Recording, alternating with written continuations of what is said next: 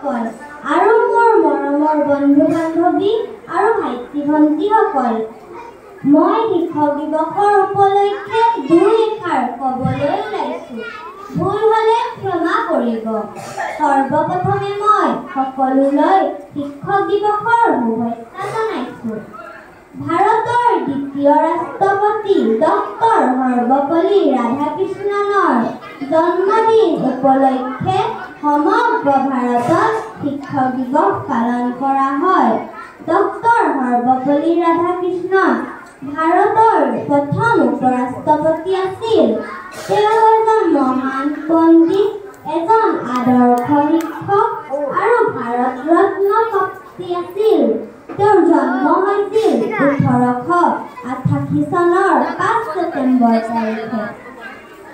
ৰাষ্ট্ৰপতি হোৱাৰ পাছত তেওঁৰ ওচৰত কিছুমান বন্ধু আৰু শিক্ষকে তেওঁৰ জন্মদিনটো উদযাপন কৰিবলৈ গৈছিল। তেতিয়া তেওঁ কৈছিল, মোৰ এই জন্মদিনটো উদযাপন নকৰি যদি সমগ্ৰ ভাৰতত শিক্ষক দিৱস হিচাপে পালন কৰা হয়, তেতিয়া তেওঁ বেছিকৈ সৌভাগ্যৱান হ'ব।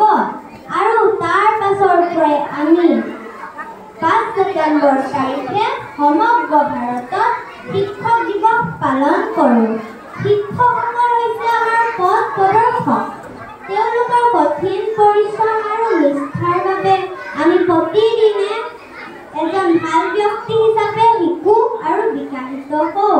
মই সকলো শিক্ষক শিক্ষয়িত্ৰীক ধন্যবাদ জনাইছোঁ যে আপোনালোকে আমাৰ সহায়ত সদায় স্তম্ভ হৈ অসংখ্য ভুলৰ শুধৰণি কৰিছে। শিক্ষক দিৱস দিনটো সকলোৰে হৃদয়ত এক বিশেষ স্থান দখল কৰে।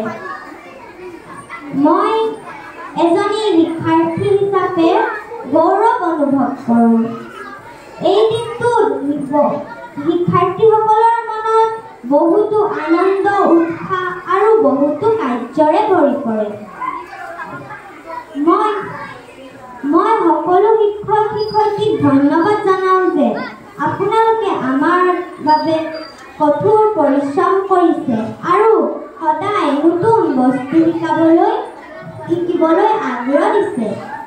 শেষত মই ক'ব খোজোঁ, গুৰু বিষ্ণু, গুৰু ব্ৰহ্মা, গুৰু দেৱ মহেশ্বৰ, গুৰু সাক্ষাৎ পৰম ব্ৰহ্ম, তস্मै গুৰুৱে নমঃ।